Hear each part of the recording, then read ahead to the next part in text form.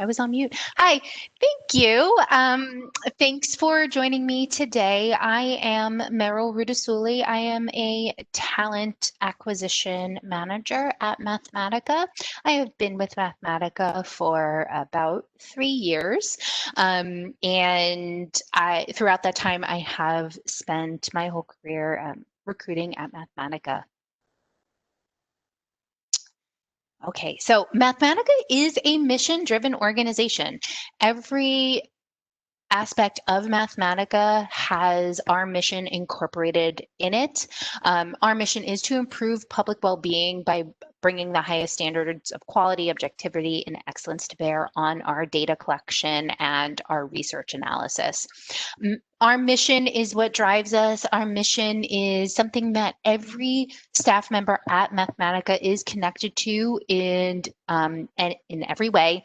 And our mission is also something that we keep in mind with all of the work that we do. You can stop anybody in the halls and ask what our mission is, and mostly everybody will be able to tell you almost word for word what our mission actually is. This slide just shows you a little bit about Mathematica's core values. You can see in the middle, we are a mission focused, which is what I was just talking about, and people centered. Not only the people that we are aiming to help through our research, but also our own staff. We are very much a staff-driven organization.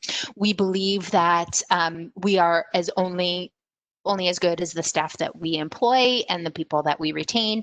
So people-centered is extremely important to us at Mathematica.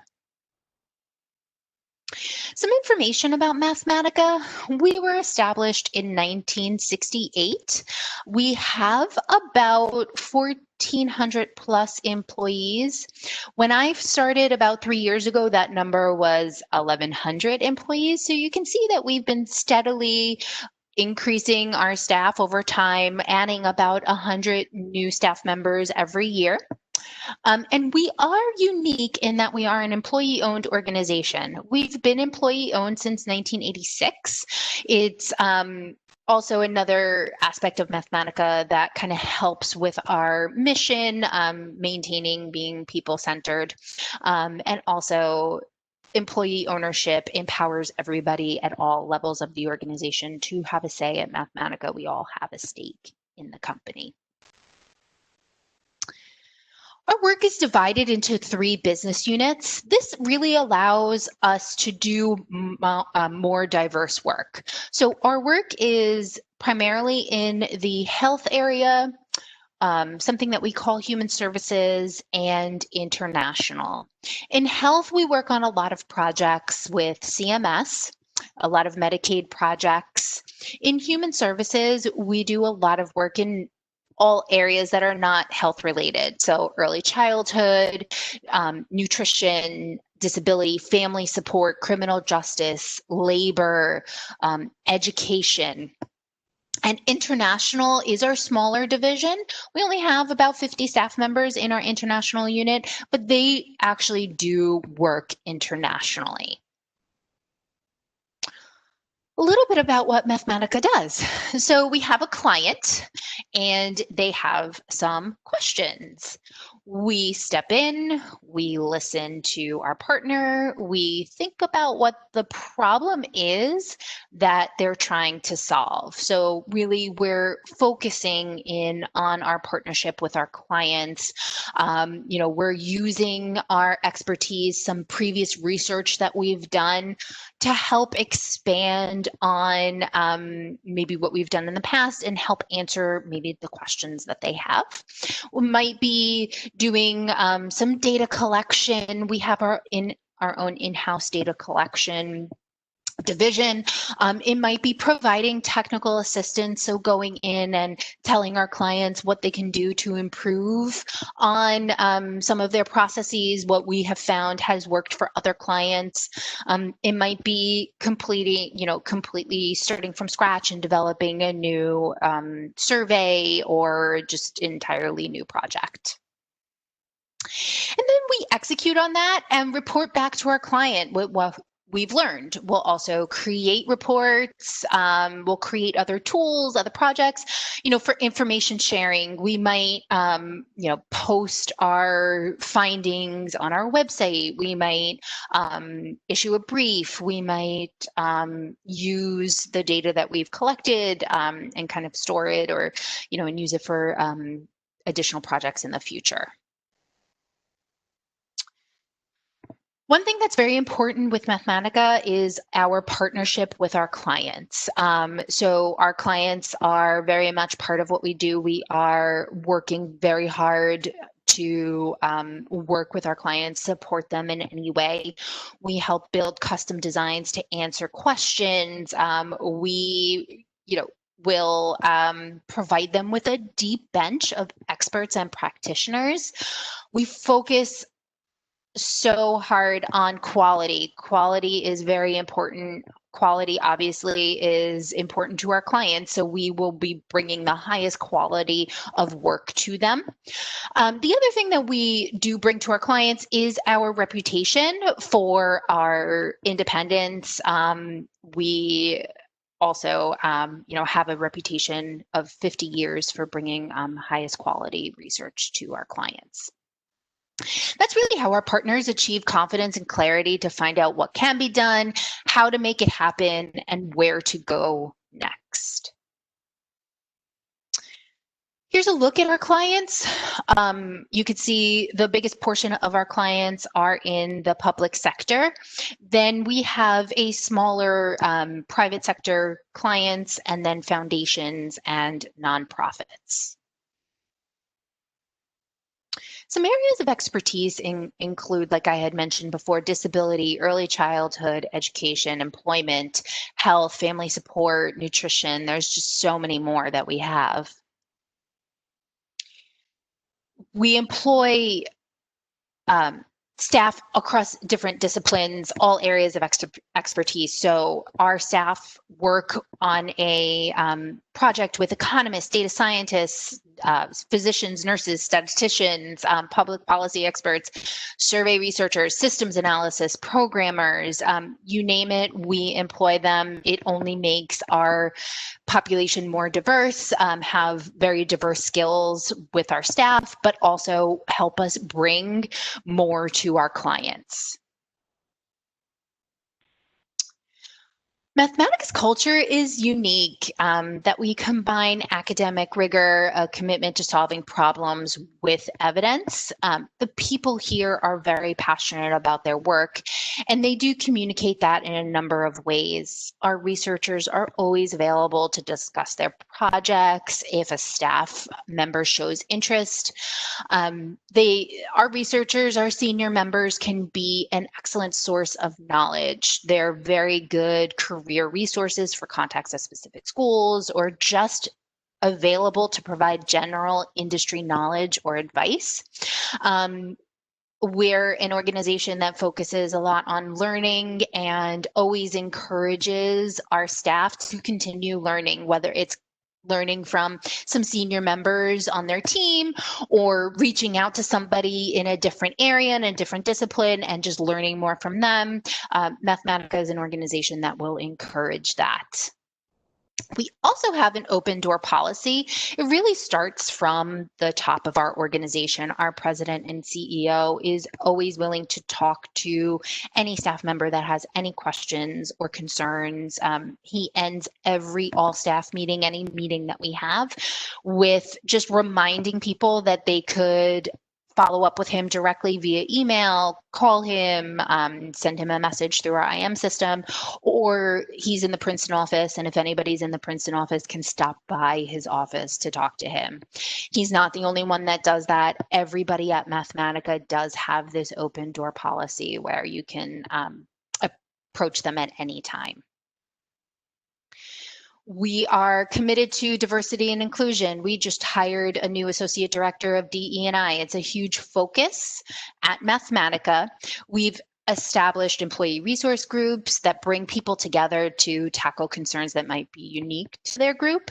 And our new Associate Director of DE&I is really focused on enriching the programs that we already have for DE&I initiatives. She's really working very hard to take them to the next level. Work-life balance is very important at Mathematica. We work really hard for our clients, but we also value our own time. And as a result, you might not find many people burning the midnight oil within our organization. People typically come in on time and they leave on time. Of course, there's exceptions to every rule, and sometimes there's additional hours that are needed, especially if there's a deadline or, if there's something that needs to get done. But that's an exception. It's not the norm. And I think that is also what leads to staff stability. We have staff members who start their careers at Mathematica and end their careers at Mathematica. There's nice career trajectory, career paths, well-defined roles at Mathematica, as well as this nice work-life balance. Every office designates a philanthropic partner, so that's our corporate giving initiative. In Princeton, we work with a local organization out of Trenton, and what we typically do is a lot of the activities that we have are associated with that organization. So for example, during the Super Bowl, we'll do a Super Bowl pool where, part of the proceeds, at least half of the proceeds, will go towards that organization. Usually during the holidays, when we were all in the office, we would ask our staff to donate items or departments to put together baskets, and we would raffle off these baskets. We do that in almost every one of our offices. In the Princeton office, the last year we did it, we collected about $10,000 that we donated to the organization that we partner with. This is a map of all of our office locations. Everyone right now is remote, but hopefully we will be back in an office.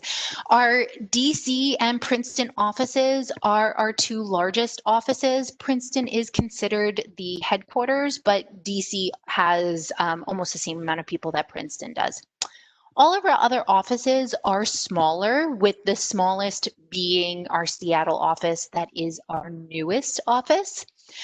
They have about 15 people. All the other offices have around 100, maybe a little less. Here are some of the benefits we offer our full-time staff. One of the things that I do like to point out is we are an employee-owned organization. So part of our benefits is directly tied to being employee owners. That is our employee stock ownership plan. Our ESOP is part of our retirement plan, and that is a benefit of being an employee owner. We have open positions, and we tend to have open positions throughout the year in areas not just research, but in other areas as well. Some of our areas where we tend to recruit a little bit more often would be in accounting and finance, our communications team, obviously research and public policy positions, IT and programming positions. We are recruiting for data scientists. And also, we do not have an internship program yet, but we are hoping to launch a summer internship program by summer 2021. I don't have many details on that yet. It's still in its early stages of development, but we do have plans to launch that by the summertime. For most of our positions, we do have a timeline on applications. Usually we will post the position. Here it says January. We've been posting earlier and earlier. I know we have some that are posted now. We tend to really dive in to our positions actively, probably around the December timeframe, early December for most of our MPH, MPP positions. And then it might take a while because we do get about 500 applicants for those positions. So it does take us some time. I like to point out that, it's, even though you might not hear anything for a little bit, we're still actively looking and considering your application, and we will always close the loop with applicants. Typically, interviewing for those positions begins in February, and then we tend to make offers on a rolling basis. It's my last slide, and I wanted to just provide my contact information. If you have any questions after today or want to follow up with me directly, here is my contact information. Feel free to email me and I will make sure to get back to you.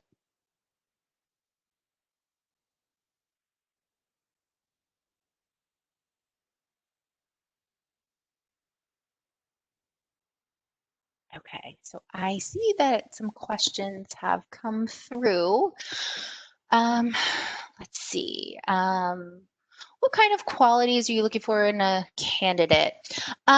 So we actually are looking at candidates that have quant and qual experience. I think one of the things straight across the board at Mathematica that's really important to us, because we do work very closely with our clients and we are always, constantly communicating with them as well as other members of the public. We're looking for really strong communication skills.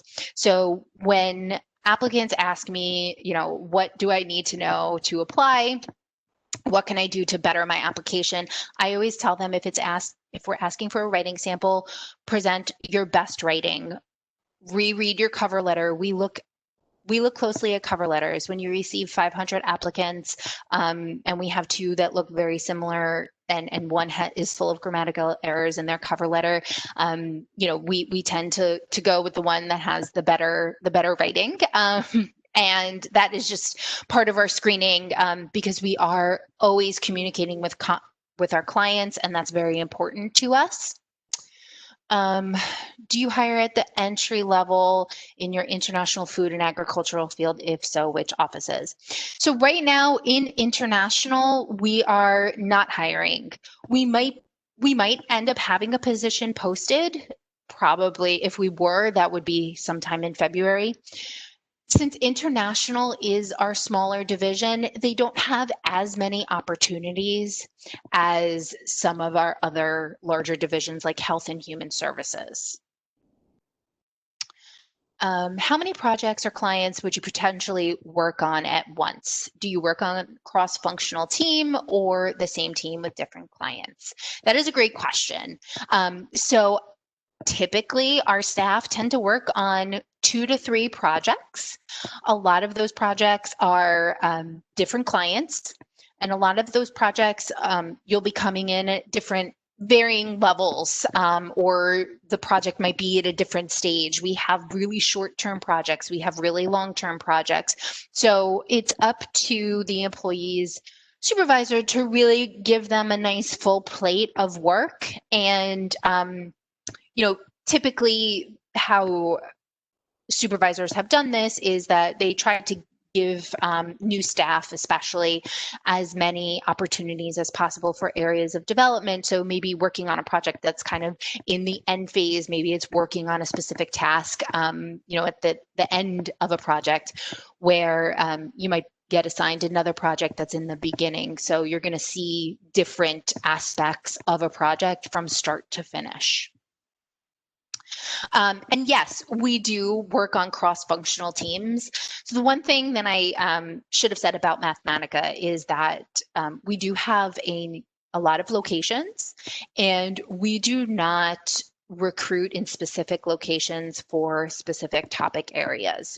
We're very much a collaborative environment. We have always had the tools to work remotely. So going once COVID happened, this was not a problem for us because we were already working on teams that had people from various offices. Some may have been working remote beforehand. And so, the teams are depending on the size of the project, there could be 50 people working on a project. And it's not just working on a project with, just researchers. You could be working with economists, yes, but you could also be working with communications folks, maybe a public affairs person, maybe working with a project financial analyst or a project manager.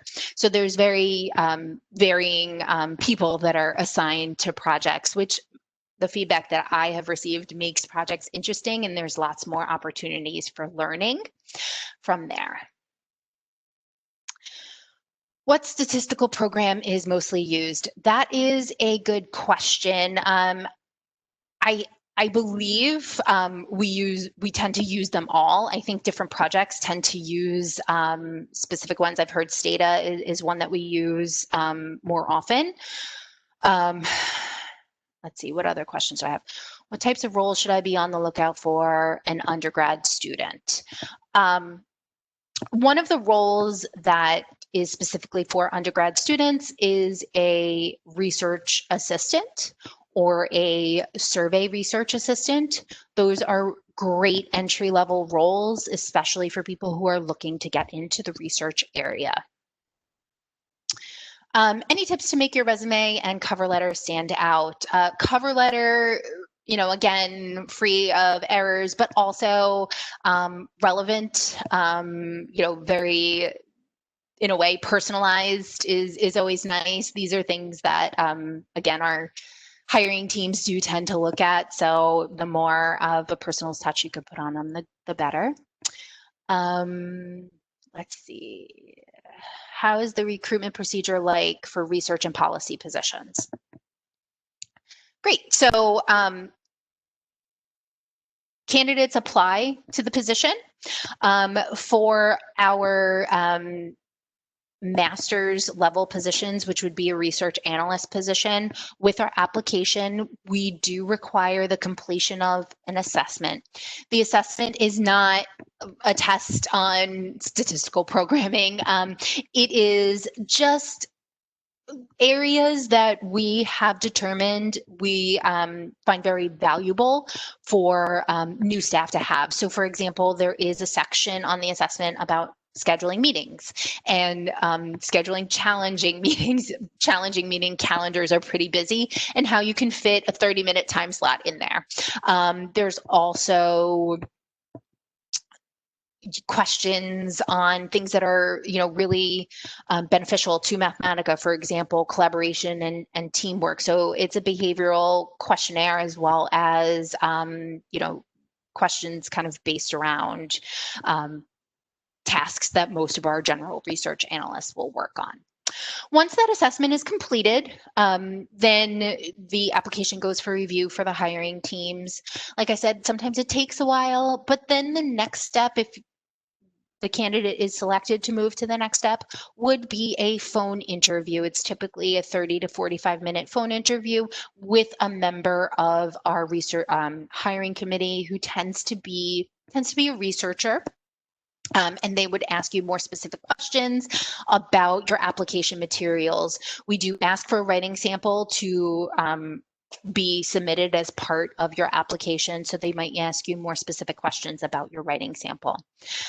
After that, it might take a little bit of time because we do phone screen a lot of our candidates, but then we would invite the selected candidates for a on-site interview, although right now we're doing virtual interviews, so it might still be a virtual interview. And you would interview with a number of folks at Mathematica and probably end up meeting with other staff members who are in the same role that you are interviewing for, and that way they can give you a nice look at a day in the life. Then from there, we would make a decision. What types of roles should I be on the lookout for as a graduate student? The research analyst role is the role that typically most of the recent graduate students end up. So depending on your areas of interest, we typically have a health policy research analyst or a human services research analyst. Both positions should be posted by, I would say, late November, early December. Probably start checking our website around Thanksgiving. What does your interview process look like? I already answered that. Roles for economic graduate students. Again, I typically direct people to our research analyst position. It's a pretty general position, so it will incorporate, a number of backgrounds, a number of people, different areas. I think that's the best role for graduate students. Phew. I don't see any more in the chat. Meryl, I think you've answered all of the questions that have come in. Students, are there any additional questions that you have that you want to have Meryl answer at this time? We'll give students one more minute to put things into the Q&A.